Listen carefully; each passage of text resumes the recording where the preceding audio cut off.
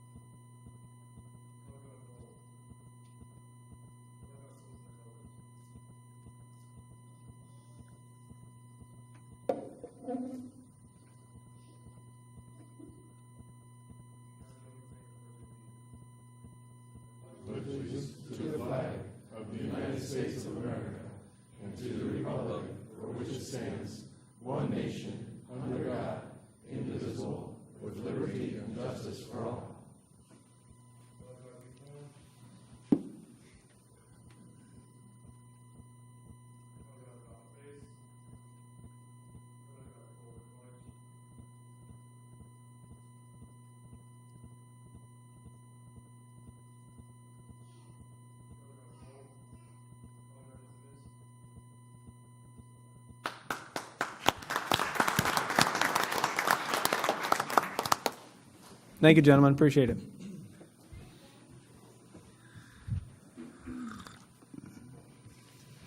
And in case you guys missed it, I did hand out Village of Montgomery temporary tattoos for all of you guys as well. But I'm all out at this point. All right, with that, we'll move on and call the roll. All right. Trustee Sperling? Here. Trustee Lee? Here. Trustee Hines? Trustee Youngerman? Here. Trustee Marisak? Yes. And Trustee Vaughn? Here. All right, we're all here this evening. We'll move right along. For public participation, we have the public comment. This is the 2-minute opportunity that any member of the public has to address the board on any topic if you're not on the agenda already for something else. I don't want to cut anybody off. Can I make a comment? Yeah. I would just, since we have a full house this evening, I'd like to just share that the Boy Scout troop is having their pancake breakfast October 22nd at St. Luke's from 7:30 to 11:30. So I have a flyer if anybody needs it, but the Scoutmaster can also give you that information. Thank you. Awesome.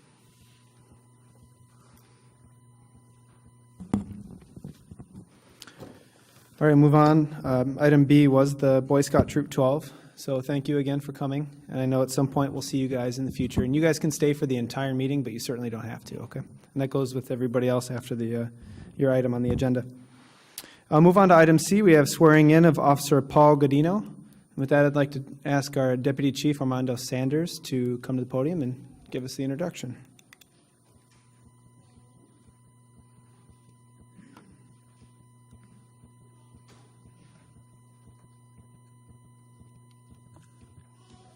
Thank you, Village President, Board of Trustees, and guests. Tonight, I have the pleasure of introducing you to our newest officer, Officer Paul, Danny, as he likes to be referred to, Godino. Danny attended and successfully graduated from the Suburban Law Enforcement Academy, Class BA 1701, on September 30th of this year, and successfully passed the Illinois State exam for a police officer. He attended Yorkville High School, and he previously worked as a court security officer for the Kane County Sheriff's Office.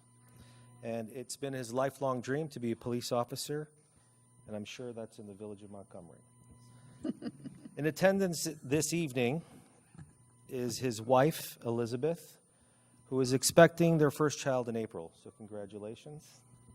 His mother, Luli, father, Paul, sister, Yaneli, grandparents Mario and Isabel, Aunt Sandy, cousins Emily and Eliana. Did I miss anybody? And Uncle Eli and Aunt Lysandra, and cousin Junior. All right. So please welcome Officer Danny Godino to the Village of Montgomery.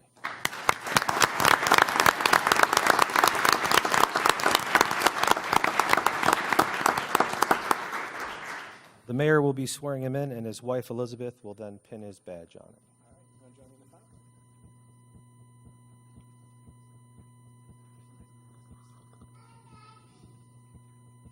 Raise your right hand and repeat after me. I state your name. Do solemnly swear that I will support the Constitution of the United States and that I will support the Constitution of the State of Illinois. And that I will faithfully discharge the duties of police officer. To the best of my ability.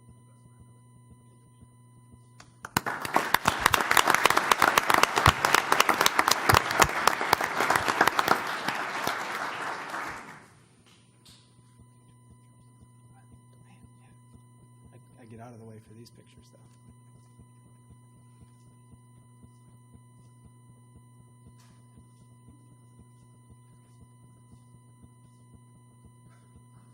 Hold on. Wait.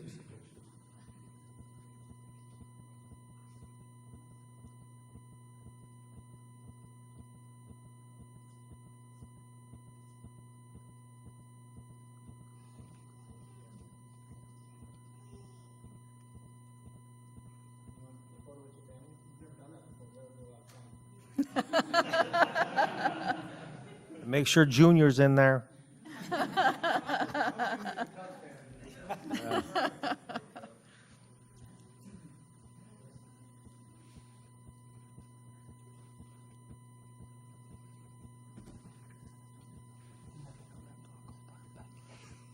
While they're coming down, there's one thing that I would add that I've never really mentioned before, but I do want to tell you guys, I've certainly noticed every time we swear in an officer, we have several of our honorary officers here with us to join us. So I'm sure he appreciates it, the village appreciates it.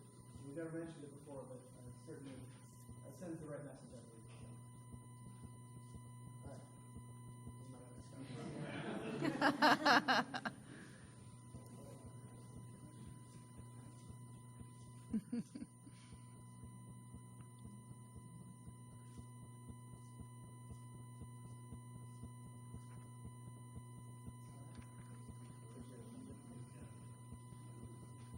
If any luck, we'll be out of here before 8:30, so we can see the president.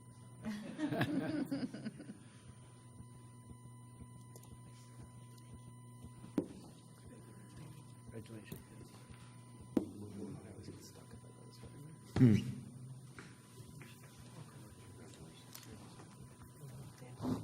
Congratulations. Well, I guess it's not true anymore, so.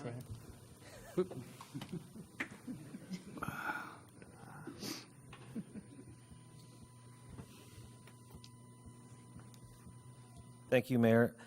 Good point as well. Welcome to the family. As you can see, we have a lot of support, so we look forward to a long career for you.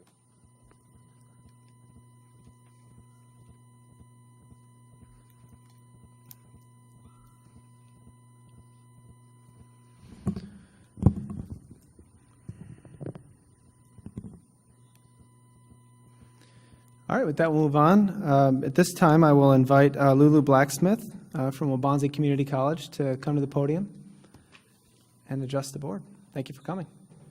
Good evening. My name is Lulu Blacksmith, and I am the Director of Community Engagement for Waubonsie Community College. And I am here tonight to say thank you to the village, to the village trustees, and also to the village president, Brawley, for all the support over the years. Waubonsie would not be here if it weren't for the support that it has had over the years from municipalities and from Economic Development Corporation. So on behalf of the Board of Trustees, Dr. Sobek, staff, faculty, I want to say thank you for nurturing, supporting education, specifically higher education, and for supporting economic growth and development in our communities. We, this year, as I said, we're celebrating our 50th. We are very happy. I also should mention that according to our enrollment figures, 7,944 of our graduates or completers have come from Montgomery. So it's a figure over the last 50 years. So we do have a lot of students who attend Wabansi from Montgomery, and we are very happy to be able to serve them. So I'm here to say thank you again, and I just brought a small token of our appreciation for your support. It's just a picture of our staff, faculty, students, board of trustees, in commemoration of our 50th anniversary. So saying thank you, and again, thank you for allowing me to be here tonight, and I will just leave this here tonight. And I also brought some brochures. It's a commemorative magazine and some information about our 50th, so I'll just leave it here for anyone who wants to have a copy of it. Thank you very much, and I hope you have a great meeting. Thank you. Thank you.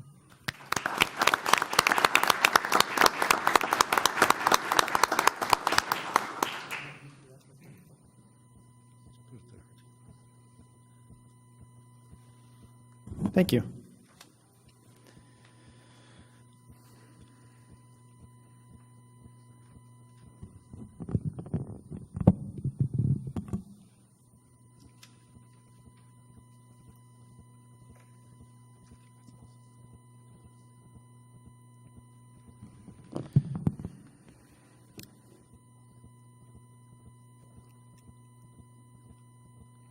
All right, I'll move on to item E. It's the first of 4 proclamations that we'll be reading this evening.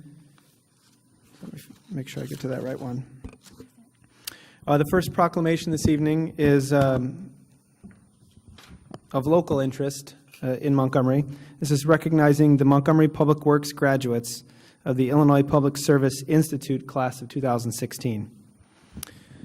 Whereas realizing the vision of the Montgomery Public Works Department to develop staff through participation in the Illinois Public Service Institute, and whereas it is at its core, the purpose of the Illinois Public Service Institute is to transform our organizational culture by cultivating leaders at all levels within the organization and maximizing our resources by engaging, developing, supporting, and utilizing our employees at their fullest potential. And whereas, since its inception, the Illinois Public Service Institute has graduated over 600 participants from public agencies across the state, including 6 members of the Montgomery Public Works Department. Whereas, on October 6, 2016, the Illinois Public Service Institute graduated its class of 2016. And whereas the following individuals are commended for their commitment of time and resources to participate in this 3-year program as members of the Illinois Public Service Institute class of 2016. Water plant operator Adam Hake. We have maintenance worker 2, Corey Kennedy. And maintenance worker 2, Mark Wolf. And whereas we encourage all members of the department to learn from the fundamentals taught at the Illinois Public Service Institute and affirm our shared commitment to organizational development, succession planning, and excellence in public service. Now, therefore, I, Matt Brawley, Village President, do congratulate the graduates of the Illinois Public Service Institute. And with that, I'll entertain a motion for approval. So moved. Second? Yep. Awesome. Call the roll, please. Trustee Spurling? Yes. Trustee Lee? Yes. Trustee Hines? Trustee Youngerman? Yes. Trustee Marisak? Yes. And Trustee Bond. Yes. All right. If you guys want to come down, we'll get a photo, and you can bring your families as well.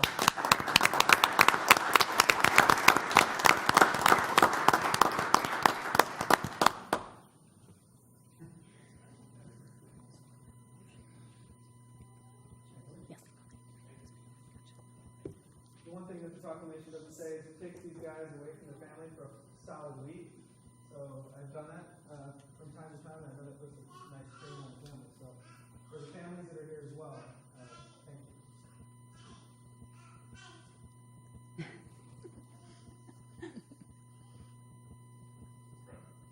I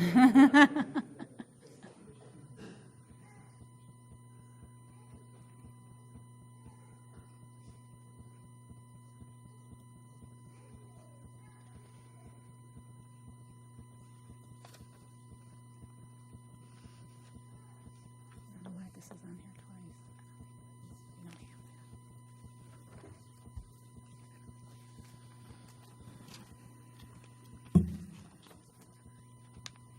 All right, I'll move on to the second proclamation that we have this evening, which is proclamation of the Fox Valley Special Recreation Association. I'll read this and then entertain a motion for approval. Celebrating the 40th anniversary of the Fox Valley Special Recreation Association.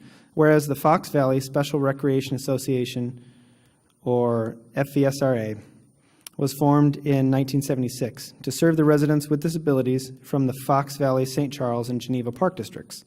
Whereas in recognizing the need to serve all of their residents and seeing the success of the FVSRA, the Batavia, Oswegoland, Sugar Grove Park Districts, and the Village of South Elgin Parks and Recreation Department also joined the FVSRA.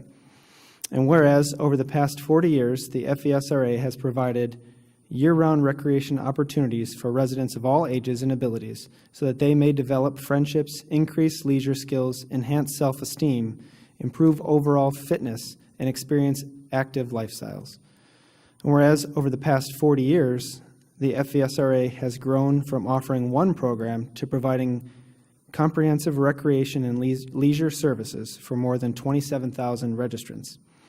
Therefore, let it be resolved that the Village of Montgomery honors the Fox Valley Special Recreation Association for their 40th anniversary and their leadership and commitment to the recreational needs of individuals with disabilities in Aurora, Batavia, Geneva, Montgomery, North Aurora, Oswego, St. Charles, South Elgin, and Sugar Grove.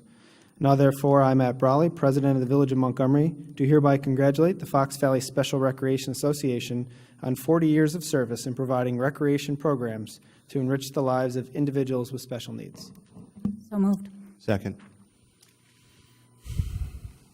Trustee Spurling? Yes. Trustee Lee? Yes. Trustee Heinz? Trustee Youngerman? Yay. Trustee Marisak? Yes. And Trustee Bond. Yes. Thank you. Matt, we do have somebody here from Fox.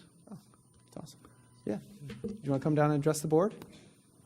Yes, you pretty much said it all just there in to the announcement. So, but it's just an honor that you guys are recognizing us, the Village of Montgomery, for Fox Valley Special Rec celebrating their 40 years.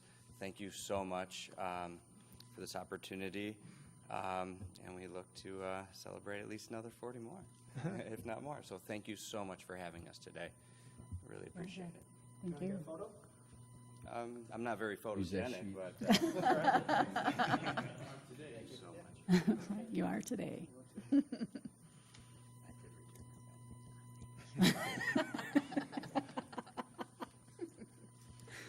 That's funny. I forgot about that.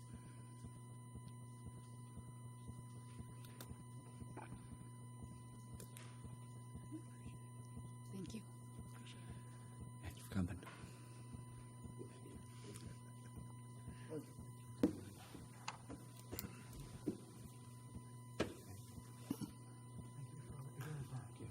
Congratulations.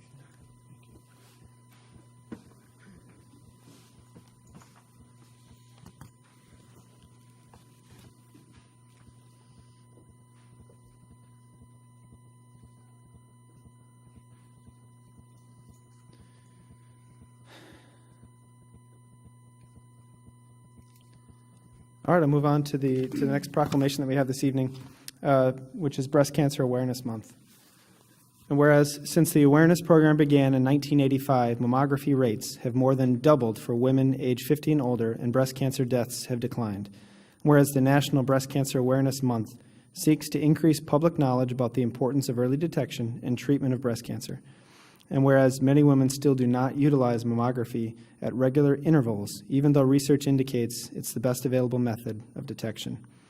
Whereas the National Cancer Institute estimates that in the United States, more than 230,000 new cases of breast cancer will be diagnosed this year, and over 40,000 people will die. Whereas taking advantage of early detection methods such as mammography and clinical breast exams could help the breast cancer death rate drop by approximately 30%. And whereas the American Cancer Society and other organizations continue to search endlessly for a cure through vital research and to reduce the risks of breast cancer through community education. Now therefore, I, Matt Brawley, President of the Village of Montgomery, do hereby proclaim the month of October to be Breast Cancer Awareness Month in the Village of Montgomery, and urge all women and their families to get the facts about breast cancer, support those courageously fighting breast cancer, and honor those lives lost to this devastating disease. I just want to say thank you for putting this on the agenda again. I really appreciate it. And with that, I will move to approve. Second.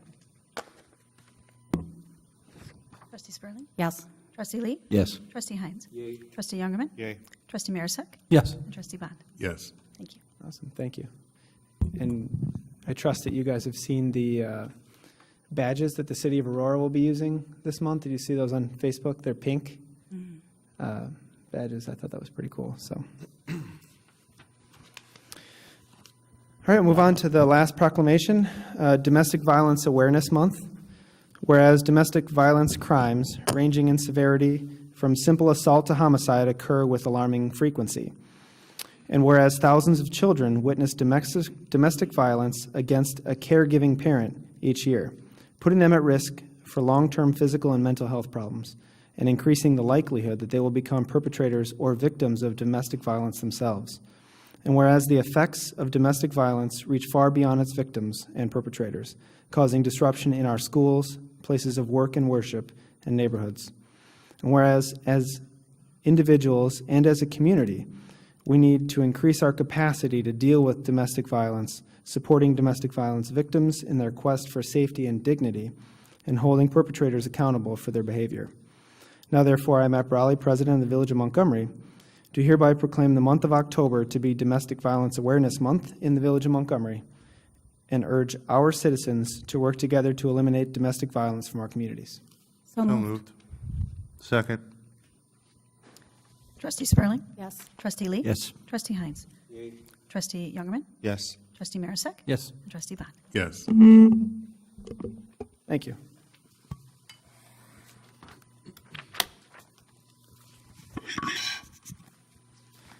All right, moving on, our last item for public participation this evening, we have the presentation of the audit, which does not involve me reading.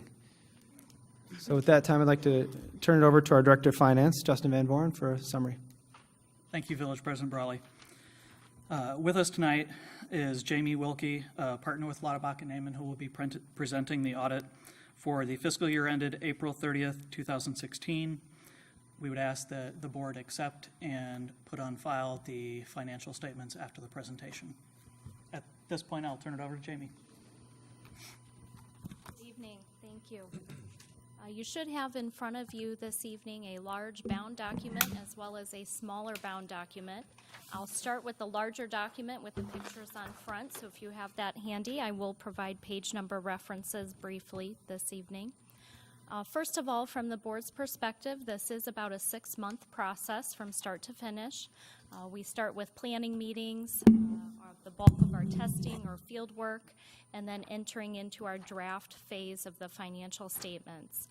That process is a very coordinated effort, as you can imagine, back and forth. This was our first year auditing the Village of Montgomery. I'm happy to report to the board it was a very clean audit process. I cannot thank Justin and his team.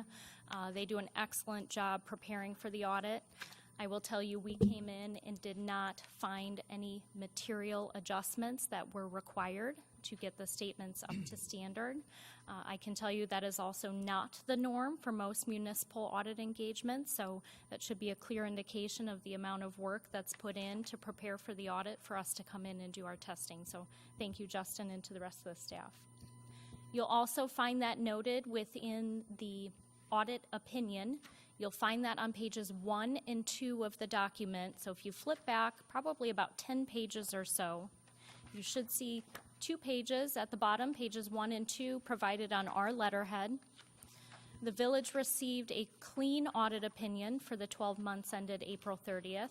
It is what we call an unmodified opinion, and that is the highest level we are able to issue in the government world.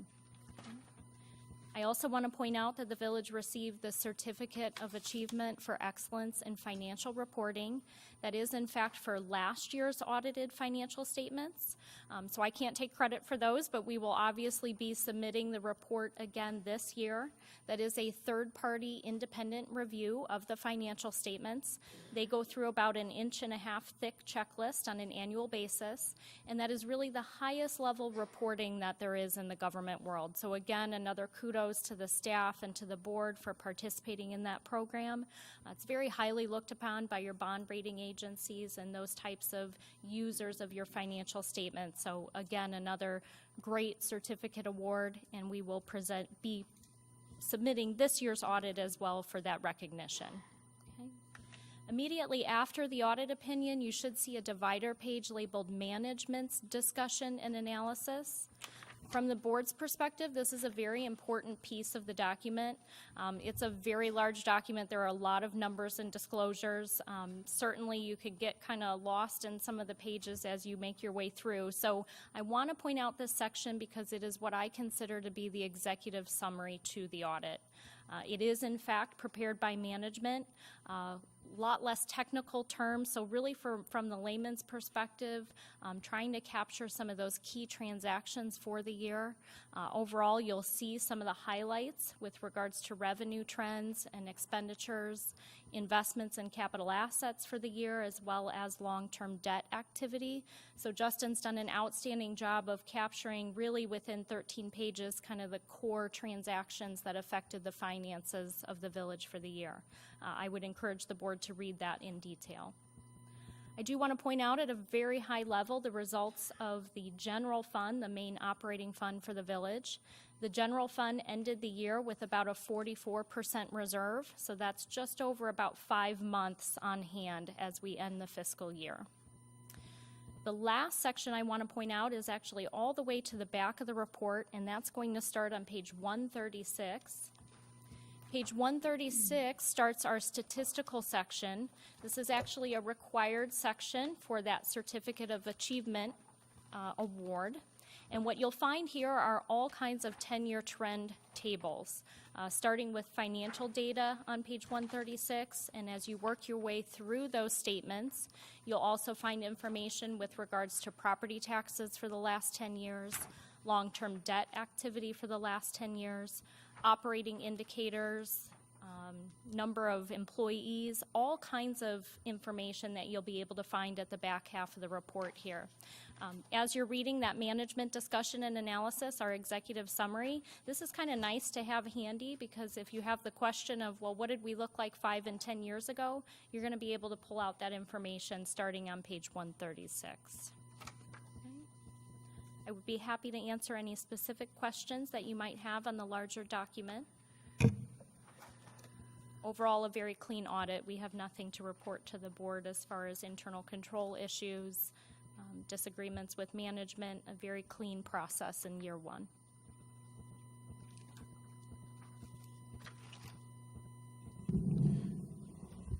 Any questions? I want to thank Justin and you for putting this all together.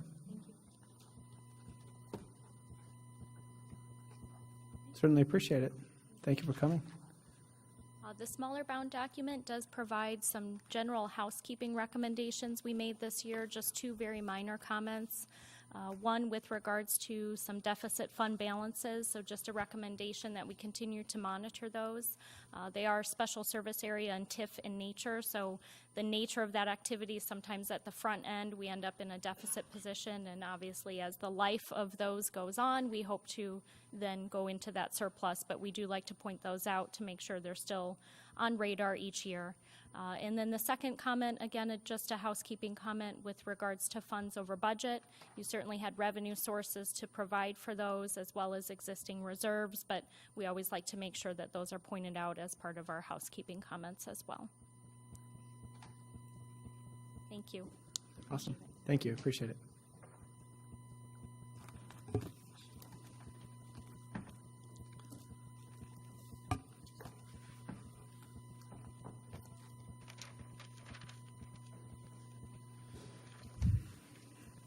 Go ahead. If I can, as stated prior to the presentation, if the board could accept and place on file the financial statements, that is what we ask at this time. So moved. Second. Call roll. Bond. Trustee Bond? Yes. Trustee Spurling? Yes. Trustee Lee? Yes. Trustee Hines? Trustee Youngerman? Yay. And Trustee Marisak? Yes. Thank you. All right. Thank you. All right, move on to the consent. We have 4 items on consent this evening. I'll read those and entertain a motion for approval. We have the minutes of the village board meeting of September 26th, building report for September of 2016, accounts receivable report for September of 2016, accounts payable through October 6th, 2016. So moved. Second. Trustee Spurling. Yes. Trustee Lee. Yes. Trustee Heinz. Trustee Youngerman. Yay. Trustee Marisak. Yes. And Trustee Bach. Yes. Thank you. That carries 6-0. Thank you. Under items for separate action, we have the Pearl Street Storm Sewer Rehabilitation. With that, I'm turning it over to Todd or anybody at the table, Somebody. or Pete. Somebody. So, we're requesting approval of the low bidder for the Pearl Street storm sewer. This is a project that we discussed previously. It's to be funded with TIF funds. It's the lining of the sewer that was installed circa 1913. It drains the TIF number 1 site. It had shown some defects in the pipe. It's vitrified clay. Our concern was that it would, if it wasn't stabilized, it would collapse and it would be a difficult sewer to repair. So we felt like it was important to get that line stabilized. So we took bids for the project and decided that it would be best to do a lining of the sewer as opposed to a full-on replacement. It's less expensive and it provides a better product at the end. So we have recommended the low bidder for approval, and that would be SAK Construction LLC out of O'Fallon, Missouri, in the amount of $162,750. It's considerably under the engineer's estimate, and we also evaluated other types of lining, but we felt like this was the most cost-effective and most traditional type of lining, and this is used throughout. We've used it in the village before to line our sanitary sewers when we've had problems with collapse. So I'd be happy to answer any questions. Otherwise, we would ask that it be approved this evening. Pete, I have a question for you. I'm looking at the list of people or the list of contractors who bid. It looks like they're pretty spread out. Sorry, the print's kind of small for me, but it looks like they're spread out. I'm just wondering, it doesn't look like we had anyone local that either bid or could do it. So that's my first question. I mean, obviously, I know we have to have the bids come in from somebody local in order to award it to them. My second question is this somewhat specialized work? Is that why we're getting bidders from out of state? Well, so for the first question, it is not, it is common work. It is a specialized process, and it is licensed by several manufacturers. So as there is an ebb and flow in work in other states, sometimes people want to move to keep their crews busy, and they will come and set up shop for a period of time. There's quite a bit of lining projects that are done in the Chicagoland area, so it's an attractive market for folks. So it's not something that we necessarily always would have a local contractor for. And when do we anticipate this starting? It will probably not start until March.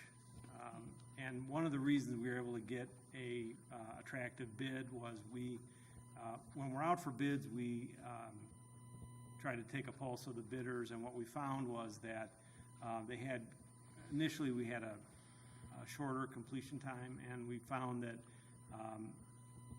if we could extend the completion time to the end of April, that we would get better bid prices, and that did turn out to be the case. So we issued an addendum to that effect. So that's the reason why we extended it, so it'll be constructed in March and April. Okay, thank you. Any other questions for Engineer Wallers on the bids? If there are no questions, I'll entertain a motion for approval. So moved. Second. Call the roll, please.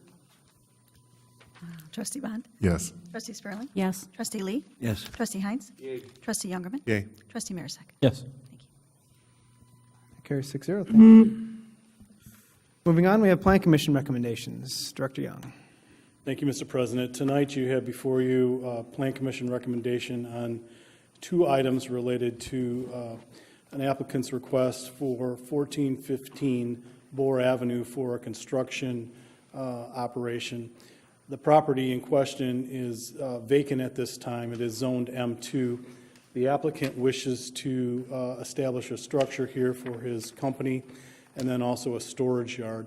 What was reviewed by the Plan Commission last week was a request for the storage yard itself with an alternative surface that we've seen a couple times in the recent past, and also a series of variances, including a front yard setback variance, 2 side yard setback variances, and a storage yard setback variance.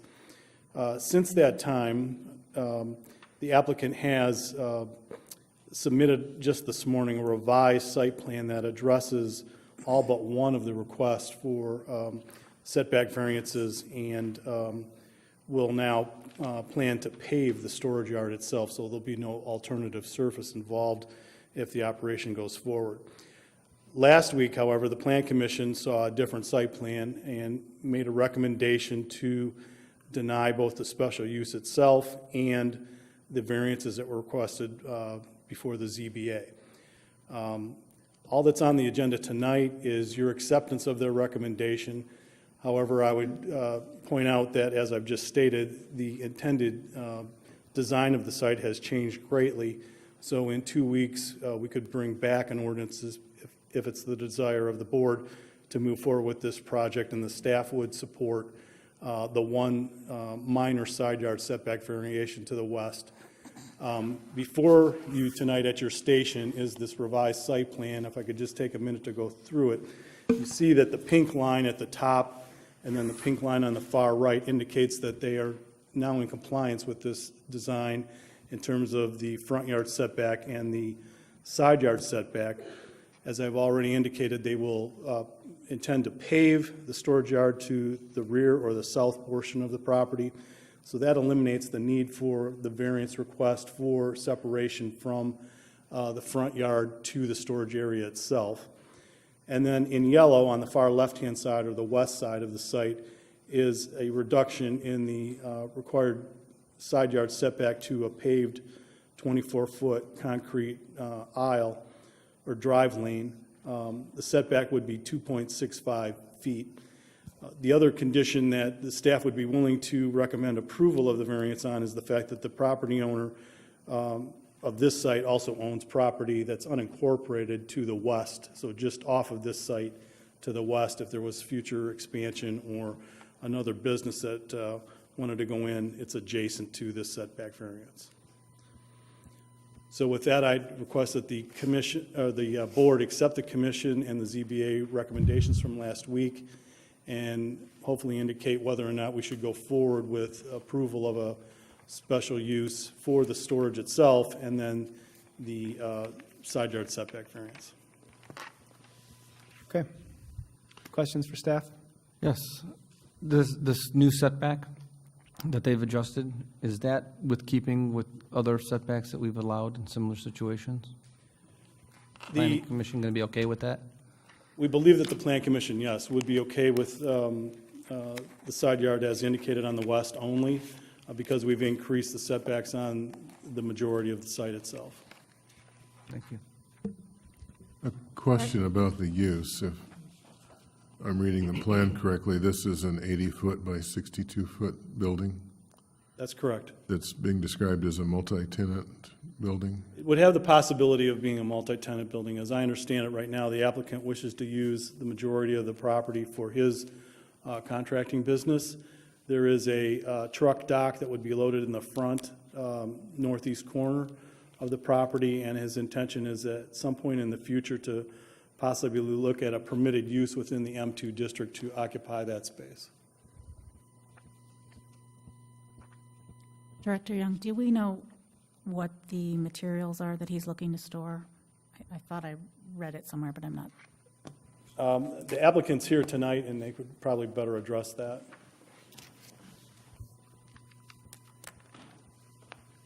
If I could get you just to sign in as well, just so we have your name.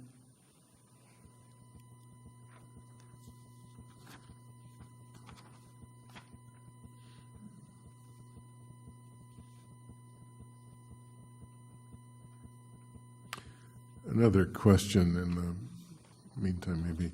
I'm noticing that we're asking them to install a bike rack, which may be standard practice for us in a new facility. That is standard practice. We have, for the last several years, whenever there's a new site developed, we have required that. This one location in particular strikes me as a very unlikely bicycle path, but hopefully that's not too much of an expense.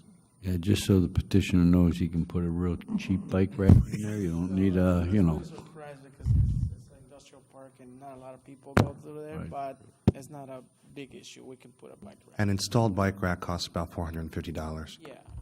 We can probably anchor it. You know, going back to the question about the materials, I'm a concrete contractor. I live in Aurora, and I purchased this lot, and my intention of materials is just, you know, a small quantities of gravel and topsoil and small broken concrete from leftovers from small projects like patios. And a lot of times you can't take just a little bit, you know, so we have in the drawing like 3 bins or concrete blocks to contain, like, if you ever see any municipalities, they have those.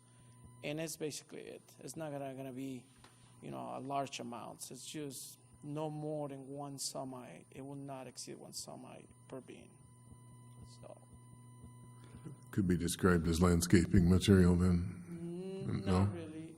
Landscaping is more like mulch or debris from trees. I don't Okay. do trees, or I don't do landscape. What did I hear? I heard gravel and topsoil And just broken concrete. and broken concrete. In a small quantity, it's just enough so when I get my semi ready to get enough for a load, then I'll you know get rid of it. But that's basically it. Are you going to be doing any recycling of existing tear-out concrete on site or anything? No. Okay. You need a very large acreage to do something like that. You see at the bottom of the site plan, it's identified as proposed 15 by 15 storage bins that are precast block. So that gradient area at the south has 3 bins identified.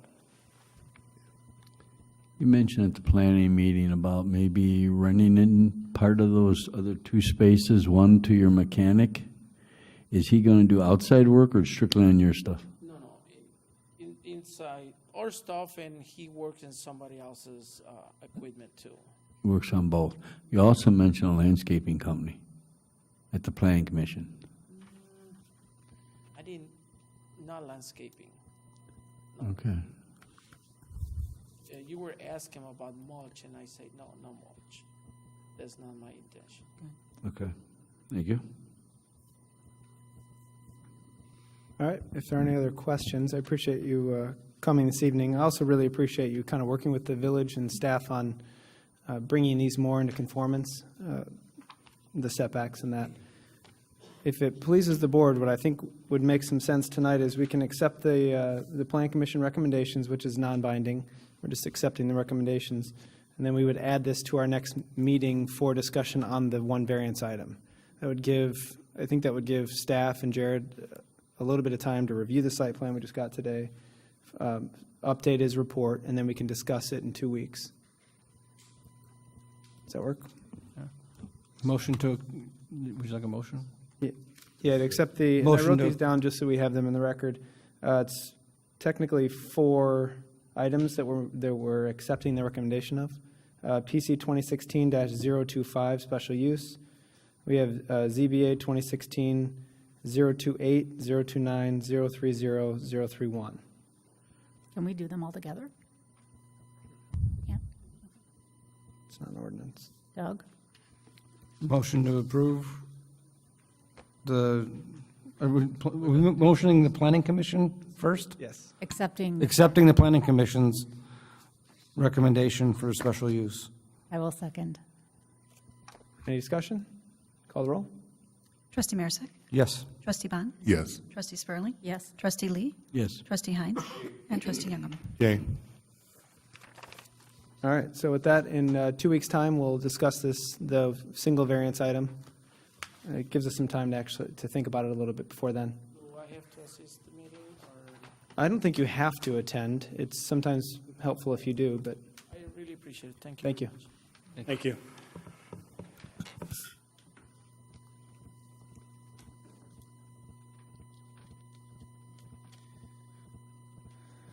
All right, the last item for separate action this evening is a temporary liquor license request that we got from United Sugars Corporation. Can I address that? Jack, go ahead. As you are aware, hopefully you all received your invitations. They're having a grand opening event on November 2nd from 4 to 7, a semi-formal event out on their property. And as part of that, they have asked for a temporary liquor license. With that, we'd answer any questions.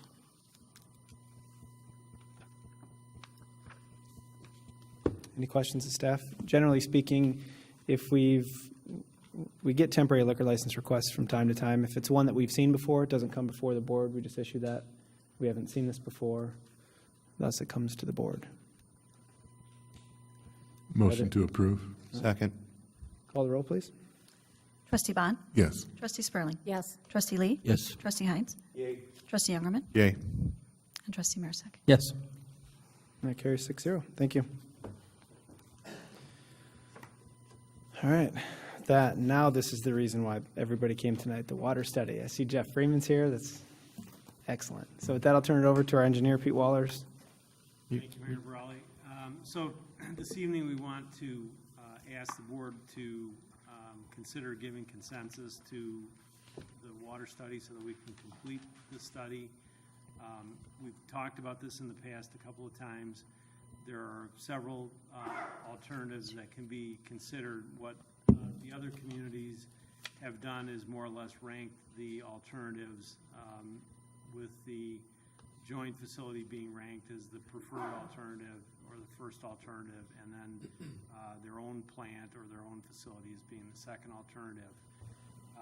I would say, just consider this, that whatever action we take tonight isn't locking us into one option or the other.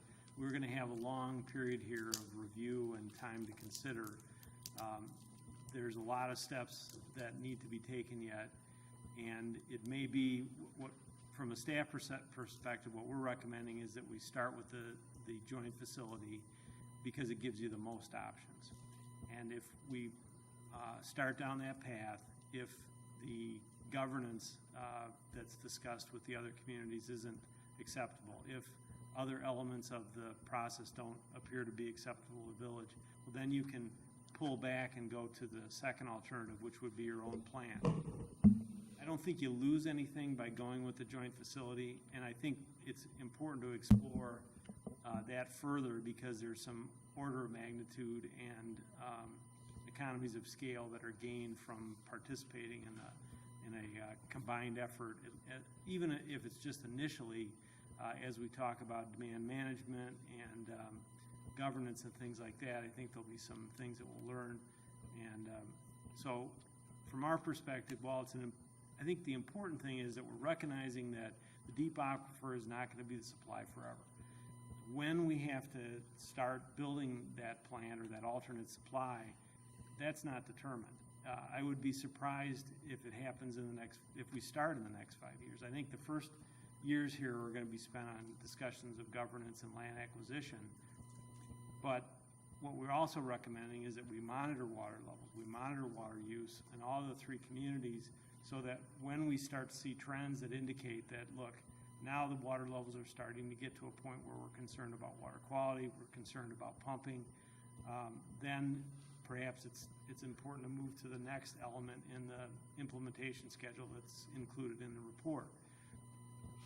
We also are really just wanting to make sure that we don't invest in technology that we can't use in the future. So thankfully, the village has an adequate supply of treatment and well capacity right now. We can go many years before we need to add another facility. We don't want to add another facility that relies on the deep aquifer because that won't be sustainable. I suspect that all of our facilities will be fully depreciated before we start working on a joint facility. But, you know, we have the science that tells us that the deep aquifer is going down. We've observed it ourselves with water levels. We track our water levels on a monthly basis. So we know that these things are happening. Honestly, because the development is slowed, the rate of decline in the aquifer is slowed as well because we're using less water. So we're not asking today to start work on the plant. We're not asking to, start next year. We're just saying, let's start the journey. Let's decide what's in the best interest of the village, which alternative, and then let's complete the report and then start working together and moving forward, and then just making sure that when the time is right, we're in a position to provide a sustainable water supply. And that's really what is important for our residents and for the village. So that's kind of the overview, and Jeff is here. He's the primary author on the report to answer any questions, and I can certainly help as well. So I think we last reviewed this in July, and so we're just back again to try to see if we can gain consensus. I think we all agree that there's need for, we're going to be short of water sooner or later. But what are the costs?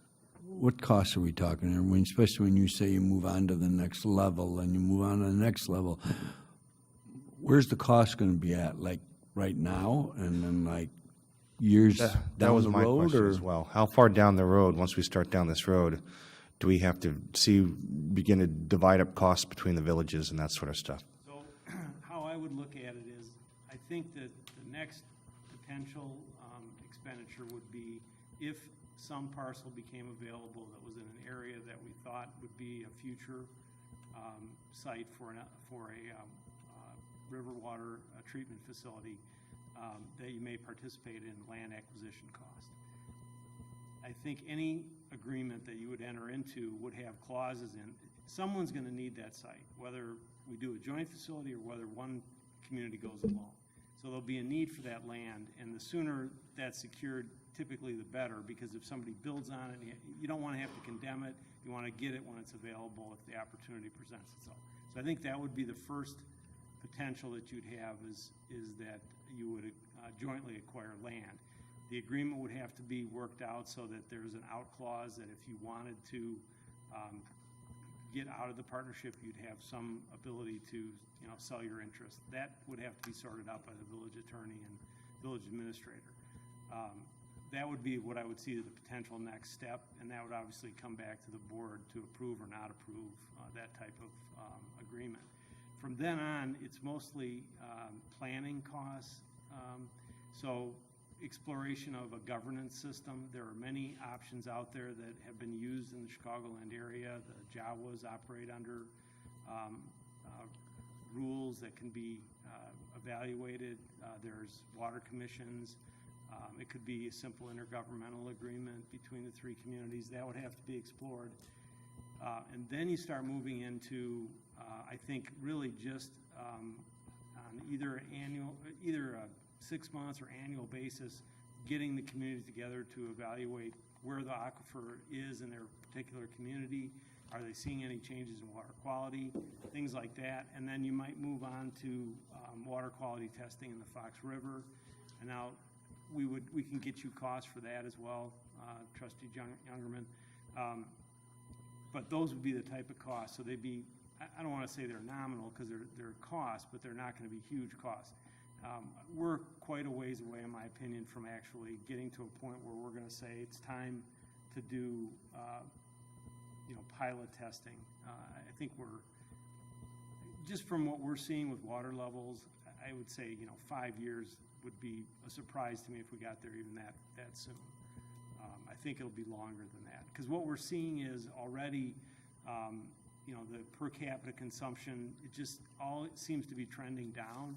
And what we're hoping is in the next, honestly, 10 years that we concentrate on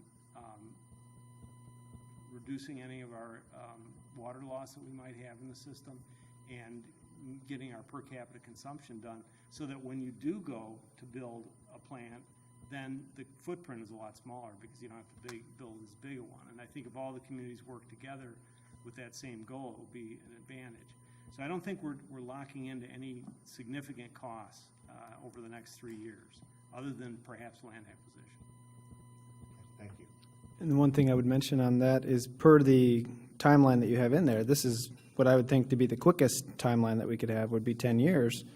And you just outlined 4 years' worth of activities, which I think everybody would hope to stretch that out as long as we could if we didn't need to move forward that quickly. So one thing that I would add is sat down with the administrators, public works directors, and the village presidents. Maybe in July, I think we had a sit down just to kind of touch base.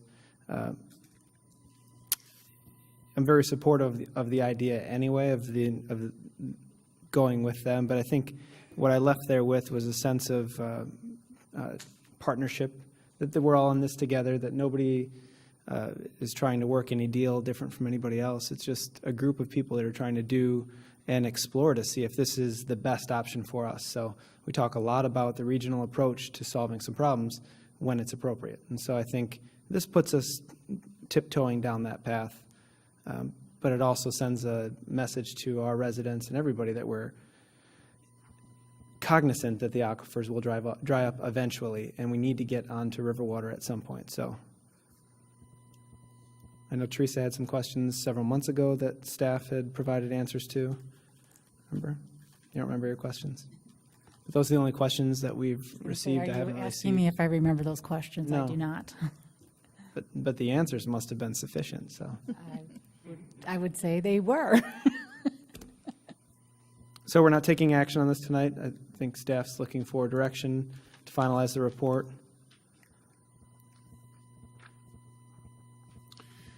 Can we We talk? prioritizing sorry, excuse me, Stan, are we prioritizing, is that That's what what you're we're looking for, is this a evening? consensus on, Get consensus on that, it would help us be able Yeah. to finalize the report, because there's a lot of other elements in the master water study that we'd like, to publish the final version of the report, so, and the final recommendation. Okay.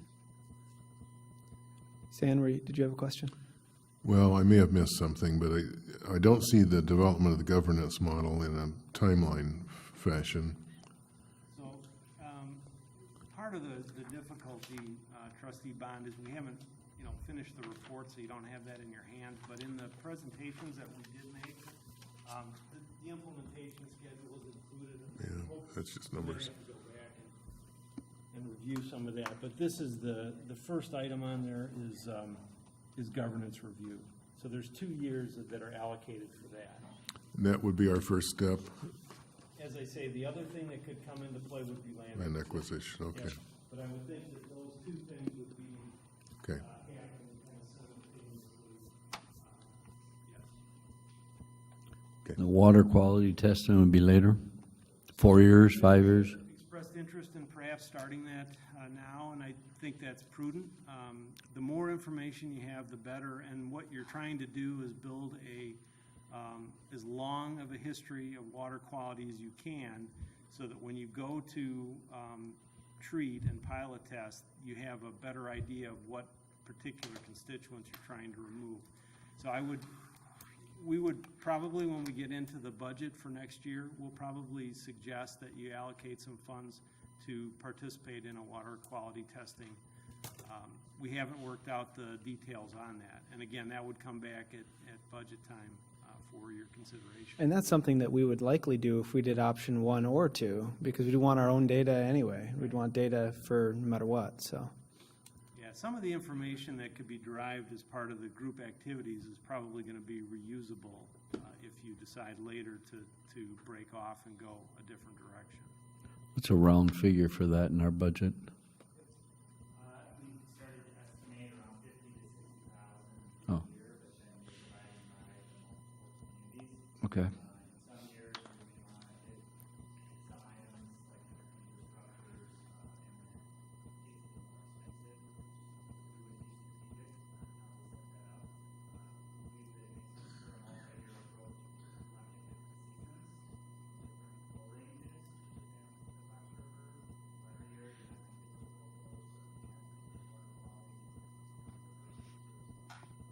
Good, thank you. I have one more question about the governance model, and maybe it's a legal question. If this is a project that might span 5, 10, 15 years, that's several boards and several potential village presidents, not speaking for us, but for the other communities. Thank you. Is it possible to to fashion an agreement that would survive that many transitions? Yes, intergovernmental agreements by operation of law can run as long as the boards are willing to agree to it. So that one's not limited like what you're thinking of normally. You can't go beyond one term. Yeah. Okay. Any other thoughts or questions? The ranking, as we've discussed before, would be, at least my preference, would be the joint facility, Riverwater. Number 2 would be ourselves going alone with the Riverwater, and then number 3 is essentially stay the course and do nothing, which I think the whole report proves is not a good idea. So ultimately, the 1 and 2 are the important ones. I would agree with that. I agree. Yes. Same, yes. So if it pleases the board, can we finalize the report and we'll have it on a future meeting for approval? And then proceed cautiously. Thank you. And Jeff, did you want us to ask a very technical question on something? I enjoy it. You have 28 minutes. There's a game that starts. Pete, thank you for blocking the microphone. Yes, yeah, there's a reason we didn't give Jeff one. All right, thank you. All right, moving on, new or unfinished business? If I wait long enough, we'll start talking sports. I would like to congratulate Village President Brawley on the CMAP appointment. Thank you. Appreciate it. I think that'll be good for both Kendall and Kane. Looking forward to it, actually. So, anything else? All right, hearing nothing, our next village board meeting, committee of the whole meeting is Tuesday, October 18th. That may be canceled, and then our village board meeting Monday, October 24th. No executive session. Would like to say it was great to see Pete Hines today. I hope everything is going well. Thank you. Glad to see you back, and with that, entertain a motion to adjourn. So moved. Second. Trustee Lee? No, Hines. Trustee Hines? Yay. All right. Trustee Youngerman? Yay. Trustee Marisak? Yes. Trustee Bond? Yes. Trustee Spurling? Yes. And Trustee Lee? And we're adjourned. Thank you.